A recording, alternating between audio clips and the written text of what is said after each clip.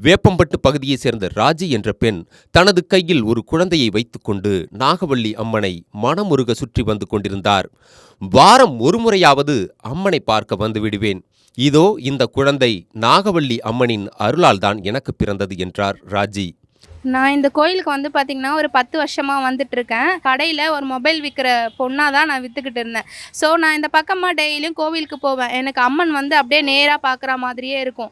சரி, இந்த கோயிலுக்கு போகணுன்ட்டு நான் நினச்சிட்டே இருப்பேன். ஆனால் பல தடங்கள் வரும். எப்படியாவது இந்த கோயிலுக்கு போகணும் அப்படின்னு சொல்லிட்டு நான் இந்த அம்மனை வந்து வேண்ட ஆரம்பித்தேன். நான் என்னெல்லாம் கேட்குறேனோ அது கண்டிப்பாக எனக்கு அந்த அம்மன் நிறைவேற்றி கொடுப்பாங்க. இது வரைக்கும் நான் வந்து எங்களோட சொத்து காசு வராமல் இருந்தது. இந்த காசு எப்படியாவது வந்துடணும்னு சொல்லிட்டு ரொம்ப நாளாக வேண்டிக்கிட்டு இருந்தேன். நான் வேண்டி ஒரு 6 மாதத்துலேயே எங்களுக்கு அந்த காசு வந்தது. அந்த காசு வந்து நாங்கள் வேப்பம்பட்டில் வீடு வாங்கணும். நான் அதுக்கப்புறம் வந்து வண்டி வாங்கணும் அப்படின்னு சொல்லி வேண்டினேன். அதே மாதிரி வண்டியும் கொடுத்தாங்க அம்மன். அதுக்கப்புறம் எனக்கு வந்து ஒரே பொண்ணு தான். 14 வருஷம் எனக்கு குழந்தை இல்லை. எனக்கு குழந்தை வேணும், எனக்கு 2வது குழந்தை வேணும் அப்படின்னு சொல்லி வேண்டினேன். எனக்கு கண்டிப்பாக கொடுப்பாங்க அம்மா, எனக்கு தெரியும். நான் ரொம்ப நாளாக வேண்டிக்கிட்டே இருந்தேன். அதே மாதிரி வந்து பார்த்திங்கன்னா கரு உண்டாச்சு.